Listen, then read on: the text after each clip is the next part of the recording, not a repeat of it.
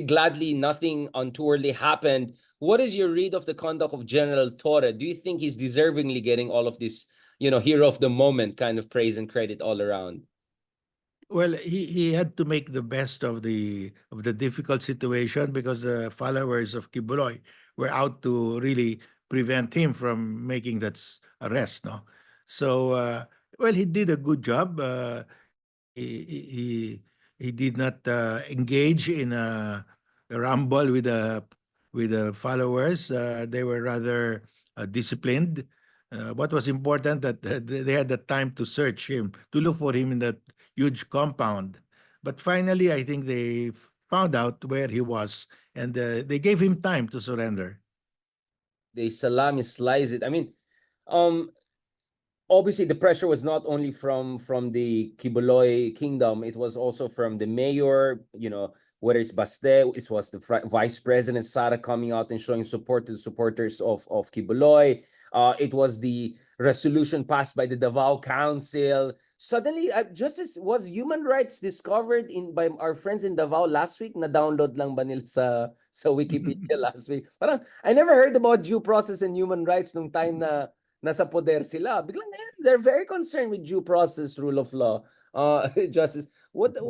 What is this can you tell us about your fellow Davaeños, the legal luminaries there who are suddenly very concerned with Well, rights? well, the lawyers, of course, were advising them, and they had to raise all the possible defenses. That's how lawyers are taught. That's how that's what they learn. And but ultimately, they have to submit to the decision of the court. Great people, amazing people. Yeah, I mean, in short, you're saying palusot lang nila yan, but you're right. I mean, we'll leave it to the courts. Now, wow, now let's go to the difficult part of this. I mean, first of all, again, big picture. Do you think this was possible if not for the two factors, right? And I try to emphasize this in recent interviews with BBC, ABC, among others, which is one is Riza Ontiveros really took a risk, right? I think Riza Ontiveros' hearings at the Senate, taking up the cudgels, bringing the witnesses, exposing Quiboloy, going all the way to the warrant of arrest, kahit si Mig Zubiri, drama, and all of that. And then, of course, the fallout between Marcoses and Duterte's. I think lacking those two foundational elements, I'm not sure this moment would have arrived, right? With all due credit to General Torre and the PNP folks down there. Well, you're correct. Without the committee of Senator Hontiveros, I don't think this would come to light. And of course, if the Duterte Marcos coalition held, then of course the police would not have gone that way to look for him. Yeah. 2,000 policemen. That's about all yeah, the like, policemen in Davao. The people in Davao did not have any policemen watching over them at that time. They were all there in the compound. medyo nag-sarzuela na. That was quite a drama. Buti ka natapos after 2 weeks. Imagine if this thing dragged on for years, no? Now, Justice, so let's go to the issue of jurisdiction. So the government admits that there is an extradition request coming, if not already in the pipeline. Some are saying he has to stay and face justice here. President BBM last night had, I mean, he seemed quite tortured. I'm not sure, probably was just tired or I don't know. When he was asked about this issue and sabi, no, we're gonna leave it to domestic courts. So you're the only one, or at least only prominent legal luminary out there was saying, no, dapat dalhin na sa US yan. I don't know, Albuquerque, Alcatraz, whatever, but sa US yan. But there are many Well, people saying that maybe that's a step too far for BBM at this point kasi ayaw niya ma-portray siya as US puppet or whatever.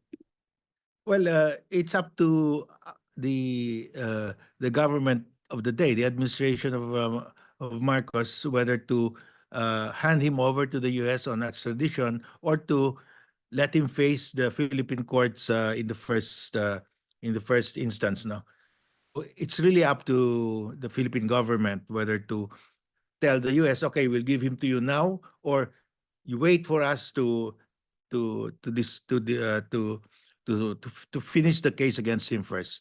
So it's really up to us. But if you don't want, if this thing will just preoccupy our attention, and the followers will create a lot of ruckus here. So might as well turn it over to the U.S. Yeah, I mean, a while ago we kept on saying a good lawyer will give you all the options. Now, if you were the chief legal advice, if you were in Enrile's shoes right now, I don't want to be in his shoes right now. You were to advise BBM, what are the pros and cons of each options? If we keep him here, what courts are his options? Court in Davao? I'm not sure that's No, the no, ba siya dito sa Manila? Paano ba yan? the case is already with the Pasig court, the non-bailable case. So that will continue unless we allow the extradition. There's a less serious case in Quezon City. Uh, so the case will not be heard anymore in Davao. It's been transferred to Metro Manila. And what is your read of the DOJ kind of, I don't know how they call it, slap on the wrist when the RTC in Davao tried to intervene during the time? There were some sort of interesting acrobatics our friends were doing down there. Well, of course, as I said, the lawyers of Duterte will try every legal means to block the arrest. Lawyers of Quiboloy rather. So, they got a TPO, but the judge that issued it said it does not affect the warrant of arrest. The warrant of arrest will still be enforced, and of course, the Court of Appeal struck it down. So that's part of the actions of a lawyer in trying to protect his client now. Ang bait talaga ni Justice. These are conscientious lawyers working in behalf of human rights and due process, just to be fair to our friends down in Davao. Well, they've lost already. It's not too kind to tell them. No.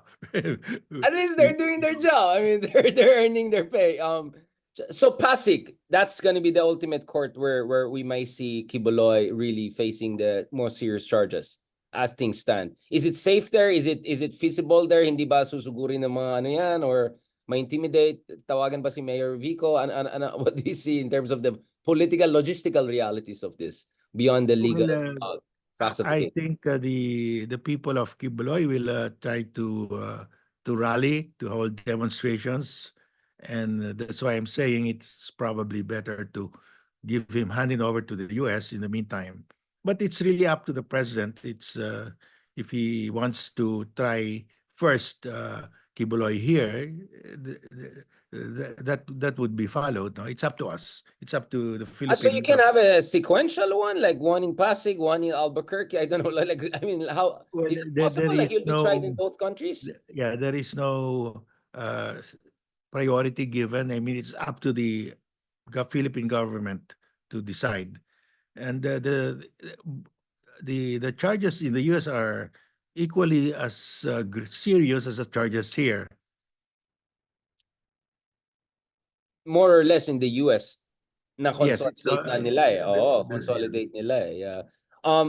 Do you think there'll be an interface between the US and the case in the Philippines? I mean, of course, the cases are different jurisdiction, but is there a way that the FBI or something could also provide assistance in some evidence gathering or, I don't know, provide some sort of credibility to the claims of patterns of abuse, institutional abuse? Well, we don't know what will come out during the U.S. trial if the U.S. gets the trial first. Uh, but the offenses charged in the U.S. and here are practically of the same nature, no? Measure. So pwede magkopya yung basahan Yeah, natin yung portfolio. a Pwede lot of mag-zoom well in the daw. U.S. a lot Oh, of because they're very thorough there, so a lot of yeah. facts will come out. And baka daw hologram, pwede hologram si ano Kibolay na sabay siya dun sa kabila tapos dito. Justice, now if you were in the shoes of Duterte's, what would you feel now right now? Obviously, the conspiracy theory says, well, he's now the administrator of all the assets and all. It's not the worst place to be nowadays. But at the same time, it's not like the Dutertes are out of the woods yet. No, I mean, what are the if you were an for a moment, Justice, let's say for a moment you were a literary prose, you're a novelist, you were in the mind of Duterte. What would be your opening paragraphs? Like Gabriel Marquez moment, yung mga ganun. Well, that's very difficult to answer. Well, I think he has a more serious case. He's facing the ICC, so I think I don't think he has a time to worry about being administrator of the assets because his liberty is also at stake. He has a warrant of arrest could be issued against him anytime. No, so that's the other thing there. Uh, and if the administration decides to extradite him, there will be another battle, legal battle in the Supreme Court, whether he's extraditable or not. Oh, can you tell us a little bit about that prospect, Justice Carver, that this goes to the Supreme Court? Just for people to have a teaser or preview of what could come there if ever it goes up there. Well, our extradition law says that we can extradite the person who is charged abroad, uh, provided there is an extradition treaty existing at the time of the extradition. There must be an extradition treaty. Now, in the case of the ICC, the extradition treaty is there in the Rome Statute itself. That if you are a member of the Rome Statute, you're a member of ICC, then you must cooperate, including in the enforcement of arrest orders. But if, for example, Duterte, the warrant of arrest is issued now, and the administration wants to send him to the Hague, he will go to the Supreme Court and say there is no extradition treaty between the Hague and the Philippines because I have terminated that ICC membership already. So, but of course, the other side will say, oh, it's been terminated, but there is a clause in the ICC statute, the Rome statute, that even if you have withdrawn already and the withdrawal has been effective, acts committed during the time that you were a party would have to be continued, and you have to continue to cooperate with respect to those The previous residual acts. jurisdiction, yeah. So it could go either way, the way I look at it. So the Supreme Court will have to decide. Yun nga. So actually, there are many. The solution there, Richard, is let Rejoin. rejoin right Rejoin, away. exactly, yeah. Para matapos na, para wala ng drama, di ba? Exactly. Just rejoin the ICC. Yeah, para matapos na. And a lot of people who signed up to the Rome Statute back in 2011, was it right, are still there in the Senate, right? Was Jinggoy? I think Jinggoy also kind of said yes to it, right? If I'm not mistaken. And I think Lauren Legarde. So like, you have an interesting cast, recurrent cast that this time probably can get it right. No, I mean, this is crazy. I think if you're Supreme Court also, you would rather want the executive to just make it moot and academic, right? Just rejoin the ICC and, finish the issue. Because there is a gray area now. Rejoining will clarify everything, will remove that doubt. Exactly. So medyo push pa natin si BBM on that front. But I want to ask another thing, Justice. What about also the psychological dimension to this, diba? Kasi not long ago, Quiboloy was seen, well, he sees himself as self-proclaimed, whatever, but I mean, he was seen as almost untouchable, right? And now to see him almost seamlessly, imagine pictures of him in mugshots. I mean, this was almost impossible to think about, just days ago even, right? And now we see him in mugshots with all of those people. I mean, now suddenly the idea of Duterte in mugshot is not also very impossible, right? If the self-proclaimed son of ay ganito, edi imagine kung hindi ka lang self-proclaimed, ka lang, di ba? Ayan, nagmumura-mura ka lang na mayor, di ba? So I'm just saying, di ba, at the level of psychological barriers and political precedence, if I can put it, right? If you're Duterte, you'll worry about. Dami lang ginawang drama, resistance, it didn't work. If the PNP wanted it, they got it done, and General Torre was really, really effective in seeing this through without any incidents or drama. Well, the drama will fade away the moment you're arrested, because remember what Quiboloy said: he will not allow himself to be taken alive. He said that. Yeah. May mga harakiri, pa silang drama. But now he meekly surrendered, and he got the mugshot, and he barefooted pa. So.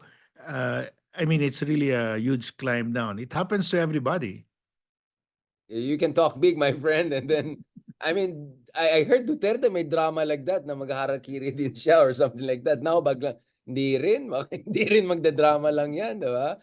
Wow, these are crazy times. I mean, just to the degree that how much was this a conjugal kingdom, if I can put it? between Digong and Quiboloy, Kibs. Apollo pala, sorry. Apollo and Digong. I mean, isn't it a strange a spiritual man and an anti-religious man together?